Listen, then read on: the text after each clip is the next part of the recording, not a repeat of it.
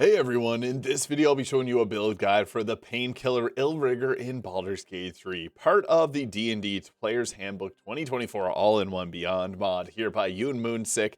This adds in 4 new classes to the video talking about each of them. This is 5 different subclasses here. We're going to be focusing on the Painkiller subclass. I'm also a pretty big fan of the Shadow Master subclass, which gives you the ability to see in magical darkness, but for today we'll be doing the Painkiller. Let me know if you'd like to see any of the other subclasses. Now, the Illrigger itself gets these burning seals. There's also necrotic versions of these that you can apply onto the enemy, and they have a variety of different effects that we can imbue the enemy with. And you can also place the Baleful Interdicts here, which an attack, and you can then use the bonus action to place this seal on a target on someone in range. So we have a few different ways to apply these. It's kind of like the antithesis to the Paladin with the dark abilities, fire, and necrotic damage. For the subclass features, we also get the weapon masteries, which are part of this mod, and they're included in all the different classes.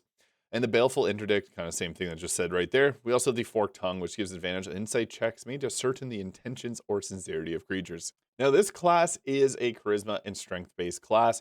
I personally like to go around dexterity, as there's a lot of really good finesse longswords in the game that can be really great on this build as well, like Baldur in the early game. And dexterity is just very powerful. This game changes the initiative, but your personal preference here between strength or dexterity. And if you're going to use a strength potion, this would be the optimal spread. I know a lot of people that play with mods typically do, so I just wanted to include that there. Now, level 2 gives us our interdictions. Now, there's a lot of different ones. These will apply to our seals. I'll just quickly go through them. There's a lot of different ones. So there's some that will unlock at higher levels, so let's go through the first tier of them here. So when a creature you see damages you or an ally within 9 meters, you can expend a seal to reduce the damage by 1d10 plus half your level in the Illrigger. There's the Bedevil, which you can subtract a number equal to your proficiency bonus from a saving throw. This will be great for helping you land your spells, and it's a proficiency bonus, so once we hit level 10, that's -4. Pretty nice. Soul Eater, when you burn a seal on an interdicted character, you can then activate it to get temporary health points equal to your Illrigger level. Styx's Apathy here, which until the end of the target's next turn, they cannot take reactions, kind of like a Shocking Grasp onto your attacks. Swift Retribution, I think this one's really solid, so when an interdicted creature provokes an opportunity attack from you, you can make that attack without using your reaction, provided you're not incapacitated. And yeah, it's pretty nice. A free reaction attack is great. Acheron's Chain, which will restrain a target on a failed save DC. Conflagger Channel, which can allow you to bonus action teleport up to 18 meters. This is a level 7 one and above. So we're going to go with the Swift Retribution here, as this is just very powerful. We also get to choose a combat mastery, and we'll quickly go through these. This adds our dexterity and charisma modifier to our armor class when not wearing any armor. This can be pretty powerful. Brutal here, which will give you two-handed weapons, the ability to push a target, and then you get that movement speed back. So you push them back 4.5 meters, and then you get that distance. There's also the Inexorable, so which a +2 to saving throws for each hostile creature within 3 meters of you, up to a bonus of +6. That is really good. There's also the Lies here, which you can use a charisma modifier, turn it into a Hexblade of sorts. Like when you hit a creature with a melee weapon attack, you can do so without proccing opportunity attacks. And the Unfettered, when a creature is 18 meters, basically it just gives you an increased range on your ability. And if you're at close range, you don't get disadvantage from doing so. I like the Inexorable. This will give you a +6 bonus to your saving throws, which is massive. But Unfettered is pretty useful as well. If you want to go with Clothing, Bravado works great too, but it's, again, personal preference at this point. Level 3, this is when we get to take our subclass. Architect of Ruin is a pretty popular one. I actually covered this in a different mod a little while back. We're going to be going with the Painkiller today. So this one is interesting because with this, you get heavy armor proficiency, which is why I didn't focus on taking the charisma modifier.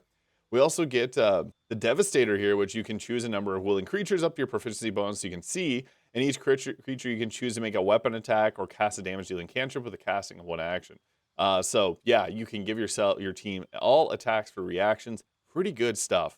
Be mindful that a wizard may not want to use their cantrip, instead to hold for counterspell.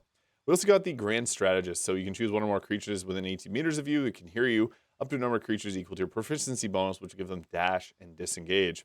And there's the Invoke Hell Punishment, so when a creature damages you with an attack, you can use your reaction to force the attacker to make a wisdom save or take 2 to 20 necrotic damage.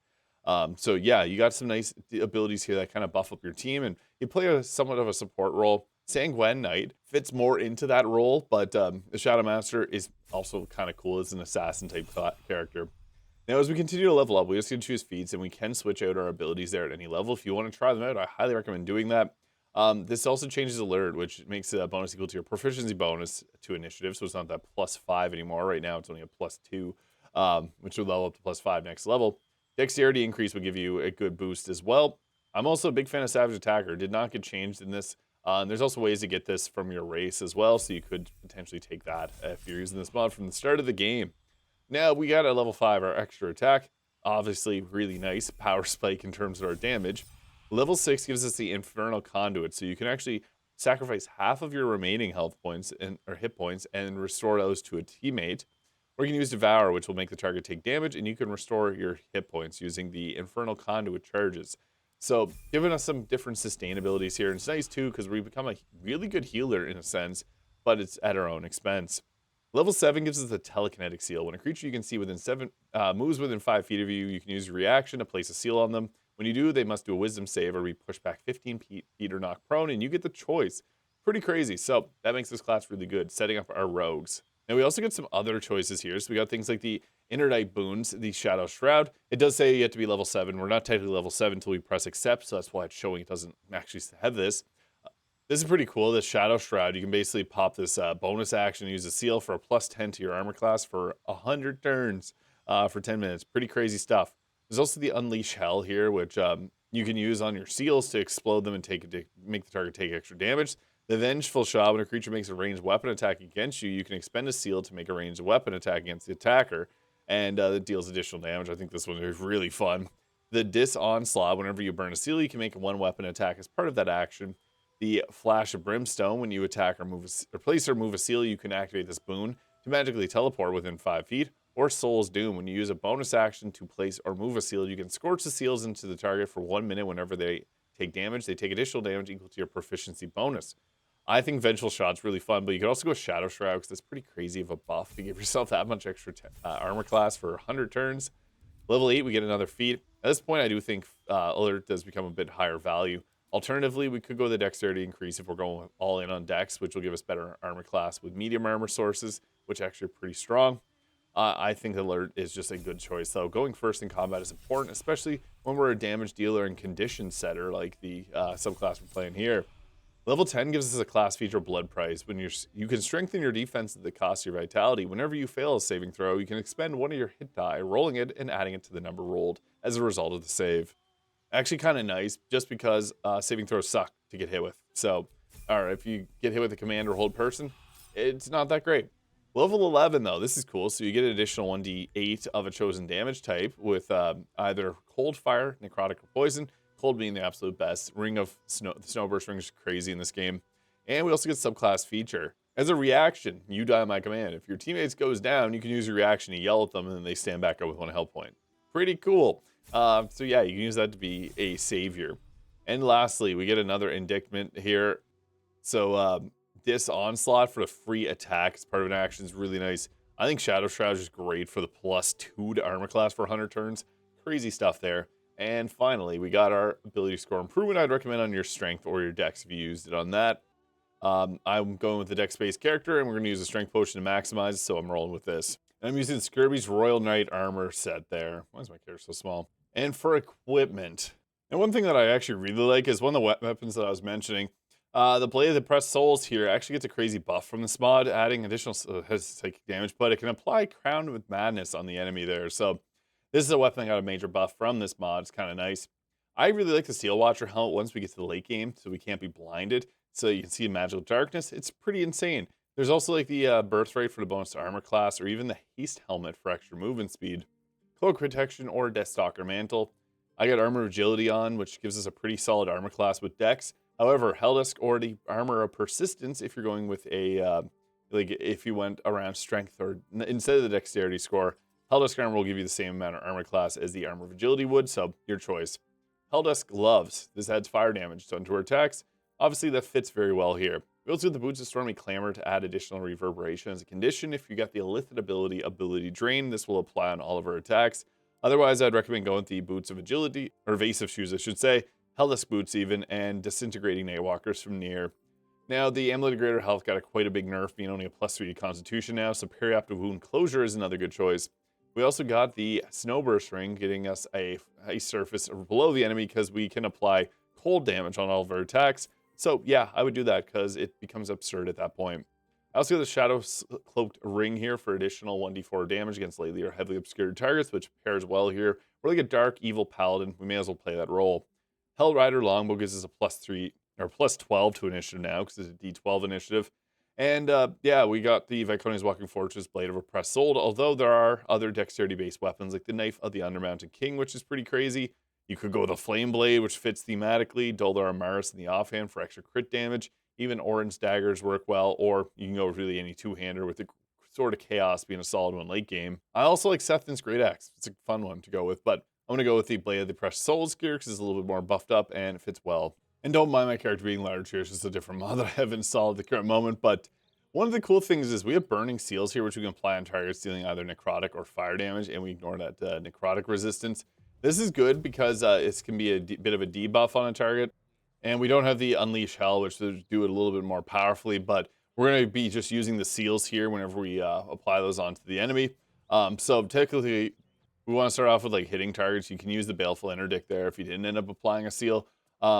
And my recommendation is to get in, go and do an attack here. I'm not going to roll the crit on this target. We also sap them, which is kind of funny, so they got a disadvantage on their next attack roll. The Frost Chill is pretty silly because then we can set up that ice surface there, or we can use the Baleful Interdict, which I'm going to apply on them. So they now interdicted. So what we can do is go ahead with the Burning Seal here and then burn that seal, which will spike a little extra damage. And yeah, that's a pretty solid choice for something else to do. Now, another thing is since we can proc the opportunity attacks and get an extra attack against them, didn't proc for whatever reason, that's okay.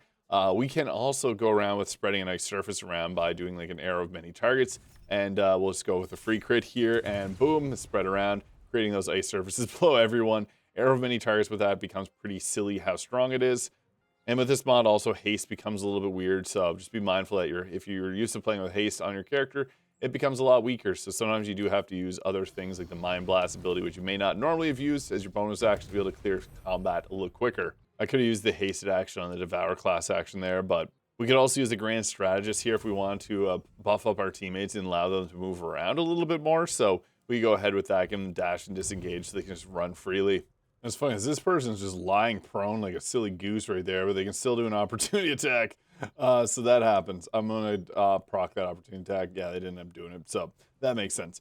We want to, again, do weapon attacks to be able to get our seals applied to enemies, so that's typically one of the things we want to be doing, and then also using the Winter's Chill, which will reduce the target's movement speed. Now, this target's got 27 health left. Yeah, they're prone now. Burning Seals should be able to take them out. For some reason, not able to, yeah, I guess I didn't apply the seal to them, so we can also use our Baleful Interdict here to be able to apply it to someone in the back line. So if you want to apply that onto them, that actually, funny enough, applied our Boots of Stormy Calamity to do a little thunder reverberation damage there. And then you can go ahead with burning. It's funny seeing them all lay down like that. Hey, that was just enough to be able to take them out. It's exactly what we wanted. I don't have any options for damage because this mod changes how haste works, and I don't use my teammates, so I'm using our many targets, which is, yeah, that worked. It ended up making a nice surface below the enemies, and then it knocked me prone for whatever reason. And it's hilarious, they all end up just lying prone like that, so yeah, that's one thing. I'm pretty sure this mod ends up changing the appearance of the prone, because it normally does not look like that. We also do have that Devastator here, which we can use to be able to buff up our teammates, so I like using that because whenever you apply this on them, they can then do a free attack using an reaction. So then you go to see them and they get, my toolbar is all messed up, but they would normally get a normal attack there. Yeah, this mod does make a lot of changes to combat, so it makes a lot of the cheesier things difficult. And again, for these videos, I do not use my teammates, so that does cause a lot of issues when you should likely be using your teammates. There are many targets, we'll get them all lying prone though, which is pretty funny. That was enough to take out 2 of the targets, and we're left with this last one here. Does not have any of the seals on the target, so I can't go ahead with burning them with that. So unfortunate, but yeah, I guess we get the teammates disengage if we wanted to. And if I had a bonus action left, I could give myself a +2 to AC. I'll use the Devour here to be able to finish this target off. So you can use your Infernal Conduits here, doing a different amount of damage and then restoring yourself that amount of damage dealt, pulling it away and grabbing some extra health for your character. Then you can use that to be able to apply it to your teammates. So yeah, it's got some pretty cool options for combat there with the Illrigger and the Painkiller subclass. Mostly going to be more of a buff support class, being able to give your teammates the dash disengage or extra action or an extra reaction attack. Pretty strong. Let me know though your thoughts on this and the D&D Player's Handbook 2024 All in One Beyond by Yoonmoonsik Hope you guys all have a great day, and we'll catch y'all in the next one.